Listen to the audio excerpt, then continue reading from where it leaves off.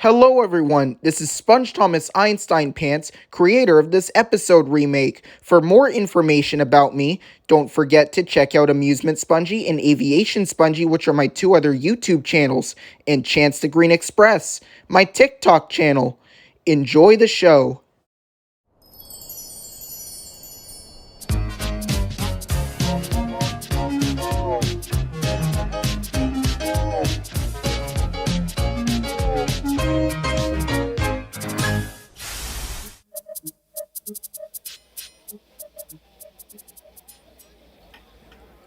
Sir Topham Hatt sat in his office listening to the noise outside. The passengers were angry.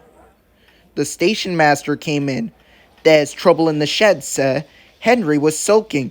There's no train, and the passengers are saying this is a bad railway." "Indeed," said Sir Topham Hatt, "we cannot allow that." He found Gorton, James, and Henry looking very cross. "Come along, Henry, it's time your train was ready."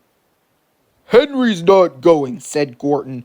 "We won't shunt like little tank engines. That was Thomas's job. We are important tender engines. You fetch our coaches and we will pull them. Tender engines don't shunt." "Well, say about that," said Sir Topham Hatt. "No engine on my railway is too important for small jobs." And he hurried away to find Edward. "The yard has never been the same since Thomas left to run its branch line," he thought sadly. Edward was shunting. "Leave those freight cars, please, Edward," said Sir Topham Hatt. "I want you to push coaches for me in the yard." "Thank you, sir. That would be a nice change." "That's a good engine. Off you go, then."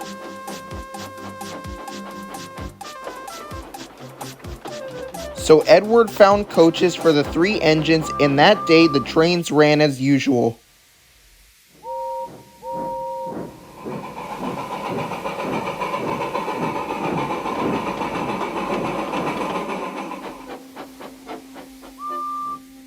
But next morning, Edward looked unhappy.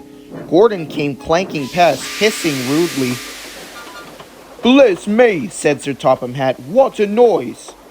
"They all hiss me, sir," answered Edward. "They say tender engines don't shunt, and last night they said I have grey wheels. I haven't, have I, sir?" "No, Edward, you have nice blue ones, and I'm proud of you. Tender engines do shunt, but all the same we do need another tank engine here." He went to the workshop and they showed him all sorts of engines.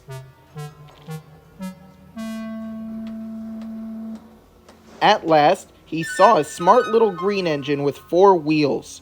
"That's the one," he thought. "If I choose you, will you work hard?" "Oh, sir, yes, sir." "That's a good engine. I'll call you Percy." "Yes, sir. Thank you, sir." And Sir Topham Hatt brought Percy back to the yard. "Edward," he called, "here's Percy. Will you show him everything?" Percy soon learned what he had to do, and they had a happy afternoon.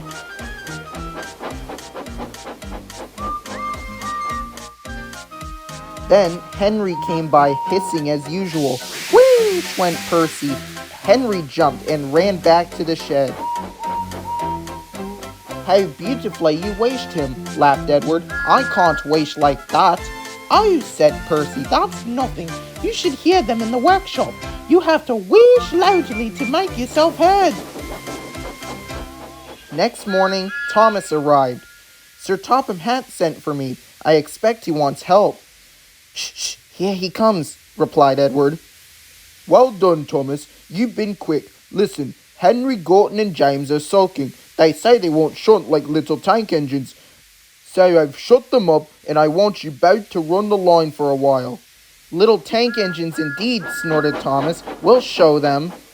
"And Percy will help too."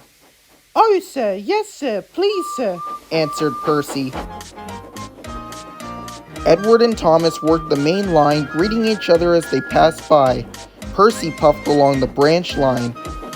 Thomas was anxious about Annie and Clarabelle, but both driver and conductor promised to take care of them.